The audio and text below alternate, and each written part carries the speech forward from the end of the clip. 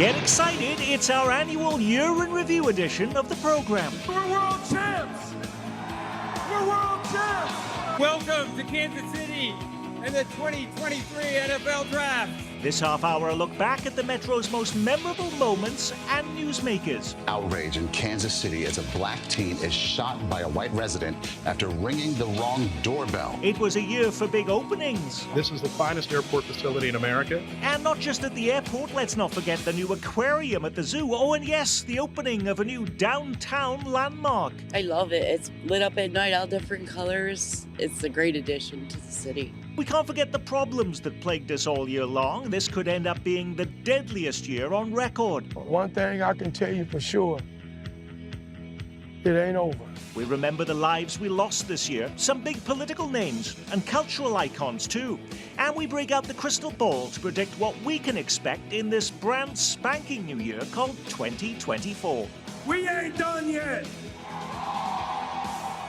Week in Review is made possible through the generous support of AARP Kansas City, RSM, Dave and Jamie Cummings, Bob and Marlise Gorley, the Courtney S. Turner Charitable Trust, John H. Mize and Bank of America N.A. co-trustees, the restaurant at 1900, and by viewers like you.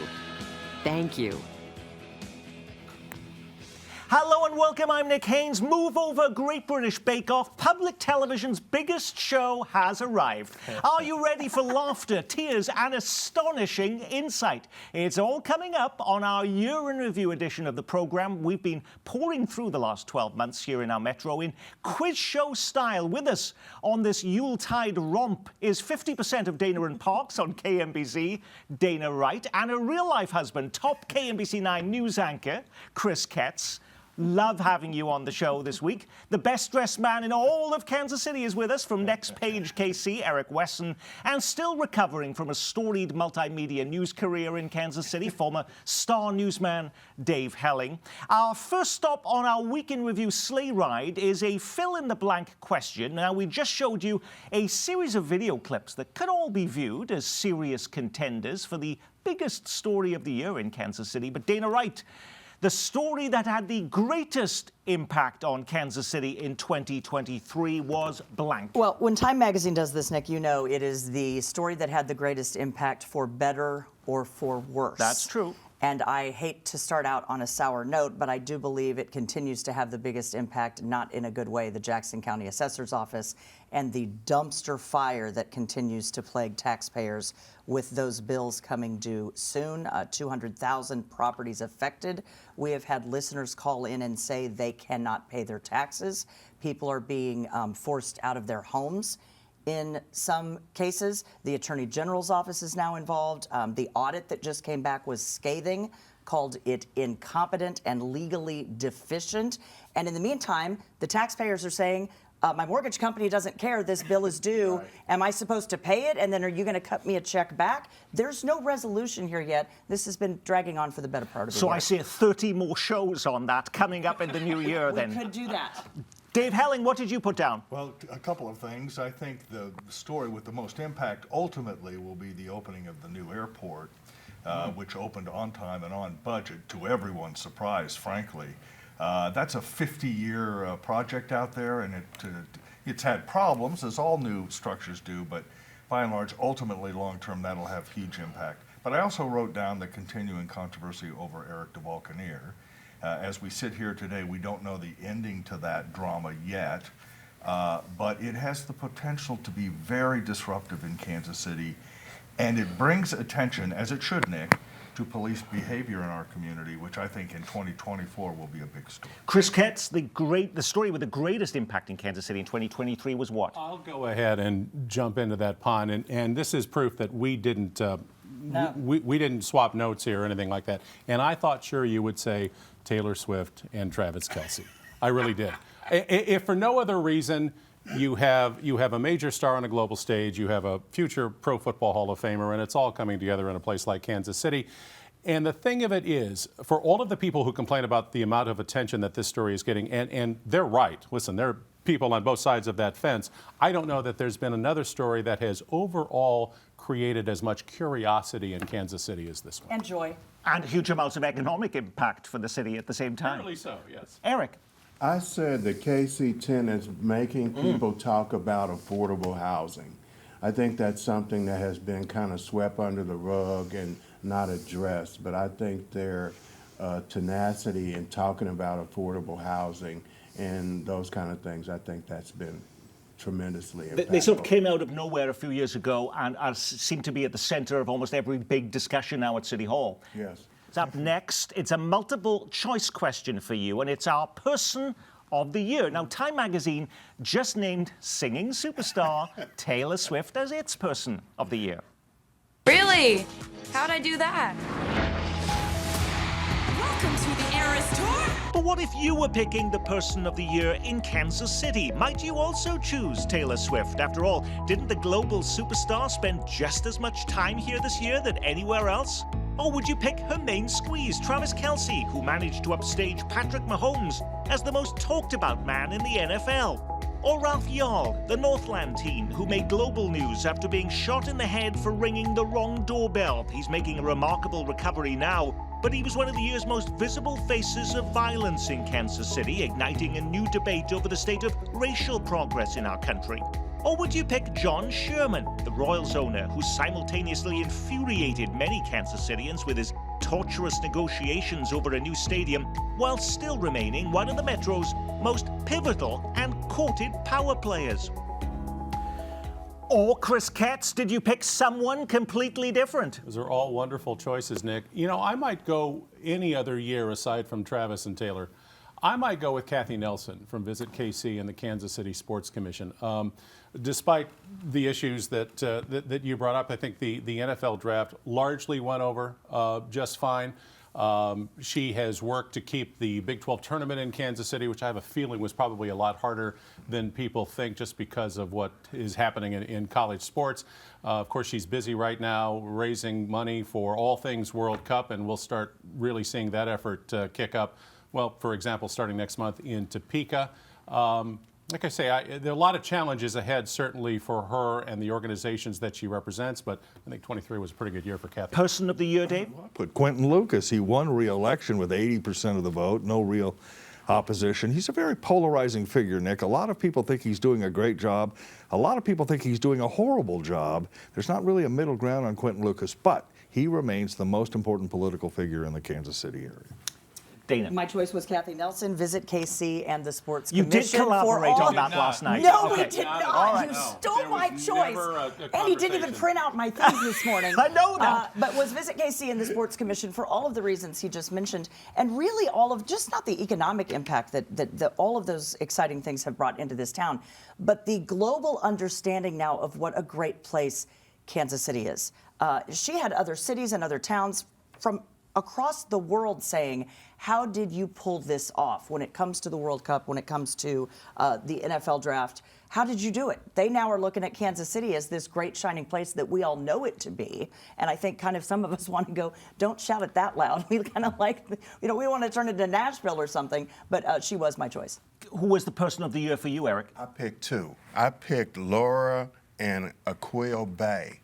They are the parents of Cameron Lamb. Yes. I would be irate as an understatement if I had to go through what they've gone through.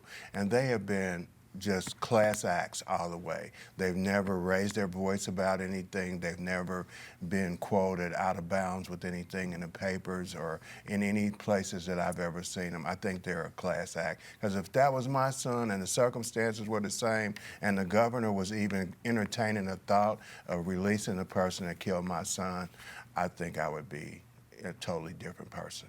Okay. Did we do you already, Chris? We did. I'm really thrilled to hear that. The Kathy Nelson duo. Dave Helling, you're going to fill in the blank for us. The biggest winner in Kansas City in 2023 was blank. The KC Current. Yes. With all of the talk of baseball stadiums and football stadiums, the owners of the women's soccer team said, the hell with you. We're going to go build our own stadium on the riverfront. It's going to be great. People are going to like it. They did a great job. They're a great addition to this community. And by the way, the subtext to the Kathy Nelson story is women's sports is going to be the story of the decade. Soccer, volleyball, basketball. People are really paying attention to women competitors, and the Casey Current is at the top. Dana, biggest winner? I absolutely love it. I add on to everything you said with women. Look at Beyonce and the economic impact of her coming in here. Look at, of course, the Taylor Swift concert globally and that economic impact. But also don't forget the movie Barbie. And if you had said to me 2 years ago, I would have said that I enjoyed that. I think it's impactful. I think it's culturally relevant. The women owned this year. Eric. I'd say Quentin Lucas for a different reason than Dave. He has, remember when he first was running, he said, hey, I'm going to get homicides down under 100. So here is a person that got reelected, 880 homicides under his belt as the mayor. And we've had absolutely no conversation about what the plan is. Are you making him the loser or the winner? This is the winner category. He's the winner because he kept his job and he got reelected. No, that is clever. Reelected. Make sure I understand. Yeah. Absolutely. Yeah. Chris. I went with the Kansas City Current, too. The impact on women's sports, not just here, but everywhere. The new stadium set to open up in the spring. Season tickets have sold out. They have some of Kansas City's finest restaurants along for the ride. And it's been an amazing ride so far, and it's not over yet. Dana Wright, complete this sentence. The person, group, or institution who lost the most in Kansas City this year was blank. I'm going to say the voters, because we are no closer to any understanding of where the stadiums are going to go, when they are going to go, how they are going to go. And now there's this suggestion that, well, let's put something on a ballot, ask for the re-up of the 3/8 sales tax, but we're not going to tell you what it's for or where it's going. And we could not think on our program of another time where someone has put something on a ballot, and Dave would probably challenge me here, where you don't even really know what you're going to get for that money. The translational tax in Jackson County, the sales The tax. research triangle. The research triangle, that was equally vague, and it lost by 80% of the vote.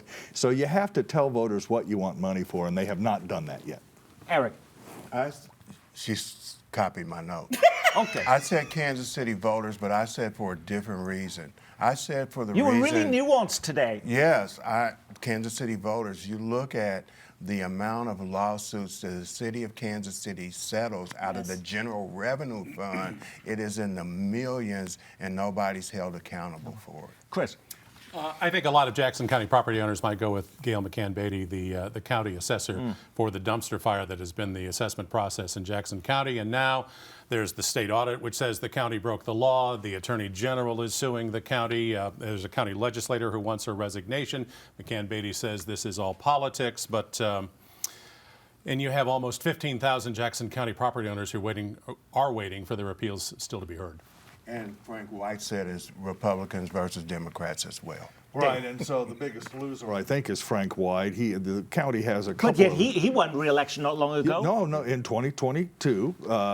You know, we said at the time, I was still on the editorial board, that the jail was going to be a problem. It is a problem. Appraisals were going to be a problem. They are a problem. The stadiums are going to be a problem. They are a problem. The county really does need to get its act together. Having said that, people who are paying attention know that the auditor's report this week didn't say the appraisals were wrong. It just said that people weren't notified in the correct way. Well, that's a problem, but that doesn't mean the appraisals are wrong. And the remedies that are under discussion, which is capping at 15% some appraisals, would distort the market even more and cause further problems down the road. Chris Katz, a fill-in-the-blank question for you. The most over-reported story in our metro this year was blank. The whole stadium saga regarding the Royals and, well, later the Chiefs. I am reminded... It only took up 51 weeks of our entire show this year. I'm reminded of a line that our friend and colleague Michael Mahoney has said often, and might say at a moment like this at this table. Never have so many said so much about so little. Because we don't know. There is just so much that we don't know about what the Royals want and what the Chiefs want. And we're just days away from a late January deadline where, again, a sales tax extension may end up on the April ballot in Jackson County. The most over-reported story, Eric? I said the Royals. They copied me again, the Royals.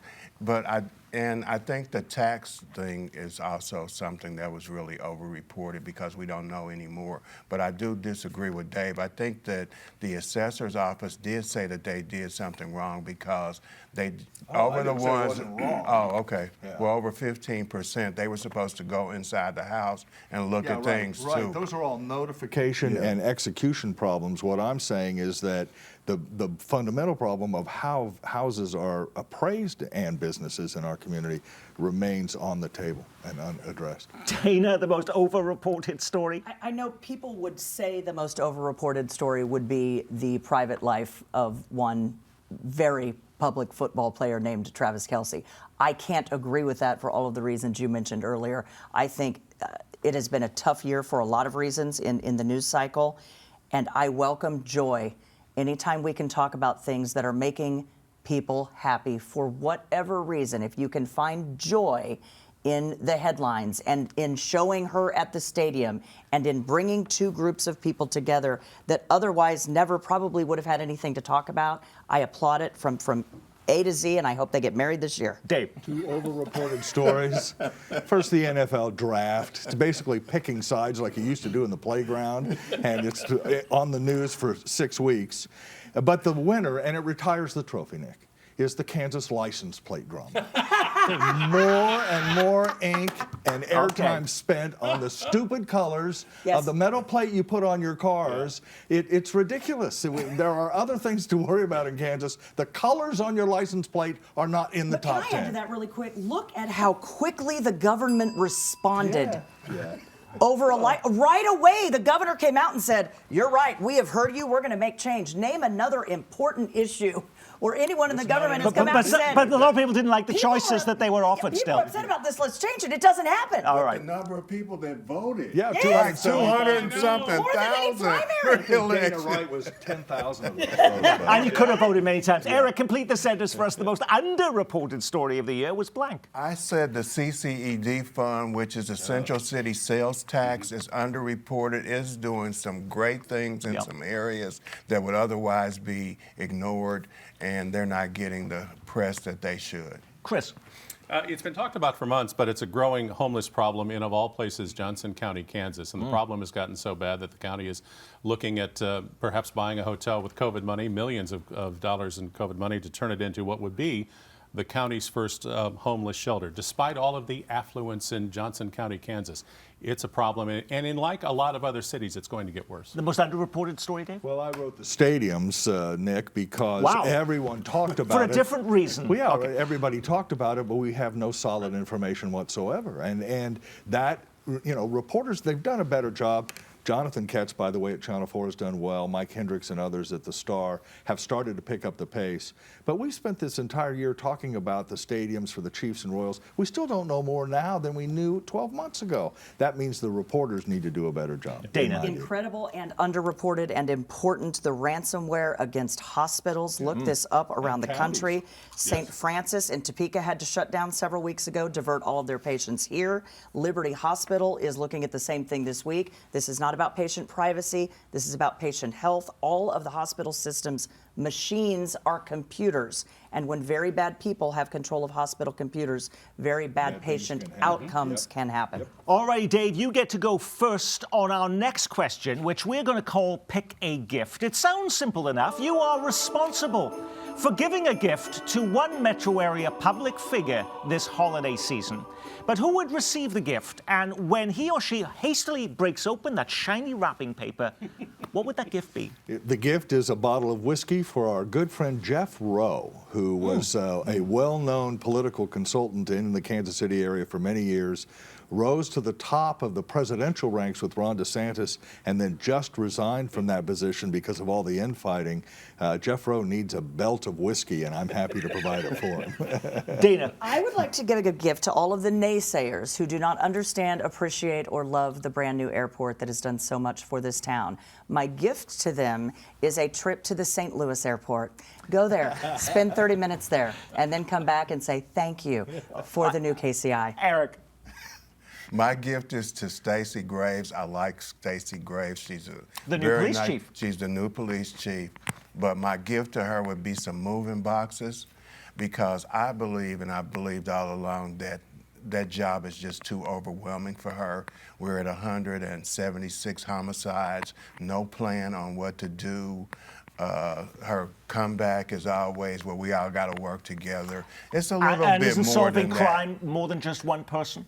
It is, but as the leader, you set the tone of the direction that it goes. When your morale is in your department is as low as it is, and people are exiting the door, you got to kind of look at what You the have a gift leadership too, is. Chris, and who are you giving it to, and what is it? A parking space at City Hall with the sign that says, "I'm never giving up," for Clay Chastain, who once again ran for That's mayor good. in Kansas City, Missouri, and once again got beat big. He's the guy who just won't go away. All righty. Well, coming up next, we break out the crystal ball to get our panelists' predictions, what we can expect together in this new year called 2024. But before we do, let's take a quick look back at how well our panelists did in forecasting the future last year. Quentin Lucas has a great 2023, gets reelected. I don't have a crystal ball, but I do think that airport's going to open. I think we should name it after a dead person. I'm going to differ with Dana, but agree naming the airport, but my choice would be Sly James. True or false, in 2023, Kansas City voters approve a new downtown ballpark? False. False. True or false, in 2023, Kansas lawmakers finally approve medical marijuana? True. The Kansas City Star ceases its print edition and becomes a strictly online Why do newspaper. you keep bringing that up? I'm just asking. No. Pete, what did you put down? No on that? comment. All righty, let's be fair. Our panelists weren't as wildly wrong in their predictions as they usually are, so I'm going to give them a B- grade. Let's see if you can get that A this year. So here goes, Chris Ketz. Complete the sentence. I don't own a crystal ball, but if I did, this is what I see happening in our metro in 2024. The Royals will end up where they've always wanted to be, in the East Village of downtown, for a new ballpark and entertainment district. And I think the Chiefs will leave the sports complex. They will make that decision because they're tired of waiting for the Royals to do something, and will end up in the wide open spaces by the Kansas Speedway and the Legends. Why? Because the deal will be better, and because people, I think, will come to the realization, as has been talked about here, it's just very unfair to expect Jackson County to bear the cost of either part or all of two new stadiums at the same time. Eric. I said that the Jackson County Legislature will get something done. Either the stadiums or something. It's a lot of infighting. It's a lot of going back and forth. But I looked at my calendar this past year, and I haven't seen anything that they've really accomplished. Dana. I too chose the Chiefs moving over to Kansas. I think it's, You see that happening next year? I really, really do, and not just for all of the reasons that you stated. I think the main reason is financial, and you cannot ask Jackson County taxpayers to shoulder the burden of both. Dave, I think this, clear the air for us on this. Well, first of all, I don't think it will happen, because I think Missouri will fight tooth and nail to keep the Chiefs. The Royals are a different issue. Going to Clay County, for example, remains an option, and I think the state would let that happen.